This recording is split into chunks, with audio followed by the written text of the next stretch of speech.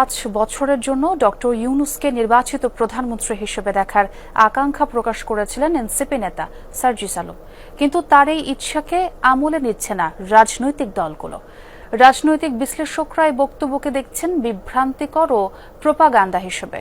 তাদের মতে প্রধান উপদেষ্টাকে পদত্যাগ করে রাজনীতিতে যুক্ত হতে হবে। রাজনৈতিক দলগুলোর দৃষ্টিতে এনসিপি নেতার এ বক্তব্য অন্তর্বর্তী সরকারের দায়িত্ব নেওয়া ডক্টর ইউনূসকেই বিতর্কিত করবে। সাইফুদ্দিন রবিনের রিপোর্টে বিস্তারিত।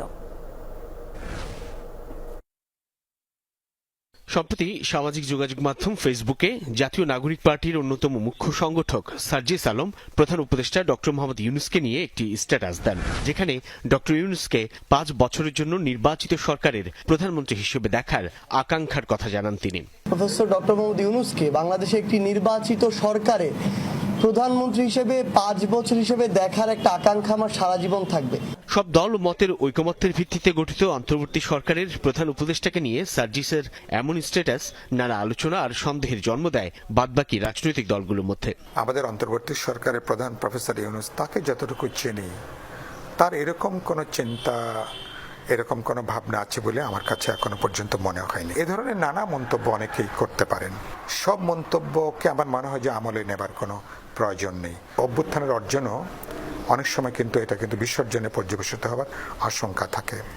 তো সেজন্য উচিত হবে যে অতিকথনটা পরিহার করা। এই রাজনৈতিক বিশ্লেষক মনে করেন ডক্টর ইউনূসকে প্রধানমন্ত্রী পদে দেখার এই আকাঙ্ক্ষা প্রকাশ জনগণকে এক ধরনের বিভ্রান্ত করার চেষ্টা। আমরা এখনো শুনিনি ইউনূসের কাছ থেকে যে তিনি এই বিষয়ে কোনো বক্তব্য দিয়েছেন কিনা, যে 5 বছরের বিষয়ে।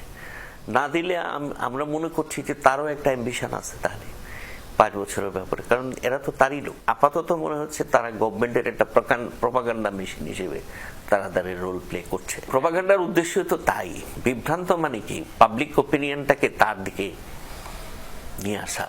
রাজনীতি সংশ্লিষ্টরা বলছেন সার্জিসের ইচ্ছার বাস্তবায়নের জন্য অন্তর্বর্তী সরকারের প্রধানকে দায়িত্ব ছেড়ে রাজনীতিতে সক্রিয় হতে হবে। নির্বাচিত সরকারের প্রধানমন্ত্রী হতে গেলে তো তাকেও একটা রাজনৈতিক সরকার ছেড়ে তাকে রাজনৈতিক দলে তাকে যোগ দিতে হবে। তাকে আগামী ত্রয়োদশ জাতীয় সংসদ নির্বাচনে তাকে অংশগ্রহণ করতে হবে, নির্বাচন করতে হবে, স্ট্রিম গভর্নমেন্ট ভেঙে দিয়ে রাজনৈতিক দলের নেতৃত্ব গ্রহণ করতে হবে। এর তো সমস্যা নাই। তবে অনির্বাচিত অবস্থায় 5 বছর থাকতে পারবেন না উনি। এইটা হলে ক্রাইসিস আবার রিকার করবে, আবার ঘুরে ফিরে আসবে।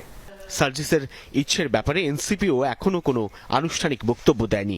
নির্বাচনের সুনির্দিষ্ট রোডম্যাপের দাবি জানানো দলগুলো মনে করে সময়ে সময়ে এমন নতুন ইস্যু তৈরি করা বক্তব্য জাতীয় নির্বাচন বিলম্বিত করা আর তা থেকে জনদৃষ্টি সরানোর চেষ্টা ছাড়া আর কিছুই নয়। বিশেষ কোনো অংশের প্রতি তারা ঝুঁকে পড়ছেন, তাহলে সরকারের জন্য বিপদ।